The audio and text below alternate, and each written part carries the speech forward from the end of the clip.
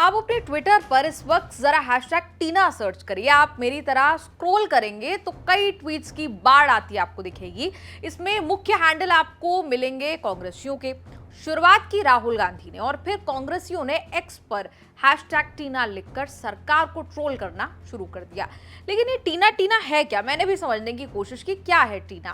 पहली नजर में तो लोगों को लगा कि भला राहुल गांधी किसी टीना नाम की लड़की का नाम क्यों ट्रेंड करा रहे हैं और पूरी कांग्रेस ब्रिगेड भी ट्वीट क्यों कर रही है। लेकिन ऐसा है नहीं। दरअसल राहुल गांधी ने एक वीडियो पोस्ट किया। आपको लगेगा कि सोशल मीडिया पर राहुल गांधी टीना नाम की लड़की का नाम क्यों ट्रेंड करा रहे हैं। हाल में नोएडा प्रशासन की लापरवाही की वजह से पानी से भरे गड्ढे में डूबकर इंजीनियर युवराज मेहता की मौत हो गई। इंदौर में भी आपको याद होगा, दूषित पानी पीने से लोगों की मौत हो गई थी। राहुल गांधी ने इन्हीं मामलों के संदर्भ में वीडियो बनाकर डाला और कहा कि समस्या केवल भ्रष्टाचार नहीं, समाज में जड़ें फैलाती लालच की वो लत में है जो भारतीय शासन की जवाबदेही निगल गई है। जवाबदेही मतलब अंग्रेजी में अकाउंटेबिलिटी। राहुल ने जो इस पोस्ट में हैशटैग यूज किया वो किसी लड़की का नाम नहीं है, बल्कि वो सरकार की इसी अकाउंटेबिलिटी पर सवाल उठाता है। हैशटैग टीना यानी देयर इज नो अकाउंटेबिलिटी।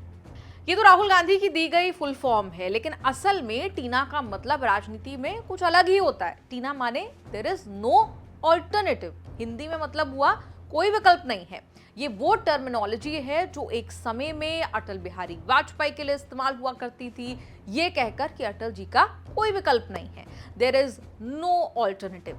सबसे लेटेस्ट राजनीतिक संदर्भ की आप बात कर लें तो ये टीना टीना जो है ये प्रधानमंत्री नरेंद्र मोदी के लिए भी इस्तेमाल हुआ।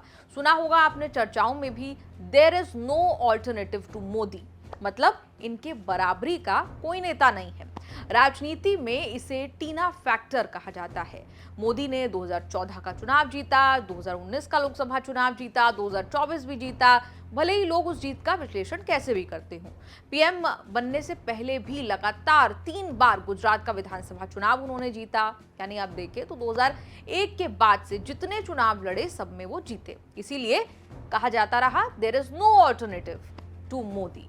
मोदी के लिए कहा जाने लगा ये लाइन, ये फ्रेज, या यूं कहे कि भाजपा ने ही इसे लोगों के मन मस्तिष्क में गढ़ने का काम किया। अब जिस टीना का इस्तेमाल देयर इज नो ऑल्टरनेटिव कहकर मोदी के लिए भी हुआ, उसी पर राहुल गांधी ने देयर इज नो अकाउंटेबिलिटी कहकर दांव चल दिया। यानी टीना का जवाब टीना से दिया, यानी भाजपा का इस्तेमाल किया, टीना टर्म उन्हीं पर चल दिया नई डेफिनेशन के साथ। सरकार पर पलटवार किया इंदौर और नोएडा की घटनाओं को लेकर। पहले तो सरकार की लापरवाही और उस पर कोई जवाबदेही नहीं, इसी ने जन्म दिया राहुल गांधी की नई definition there is no accountability hashtag TINA को। A culture of greed and disrespect towards other living beings is being propagated in India. The air we breathe, the water we are forced to drink, and the crumbling infrastructure around us are the consequences of this greed. Yuvraj Mehta's death is a direct consequence of this culture. How we react to his death, how we react to the pain of other people, how we react to the suffering of other people is going to determine the type of society we live in. But what needs to understand is the direct consequence of treating other people badly is that you will be treated.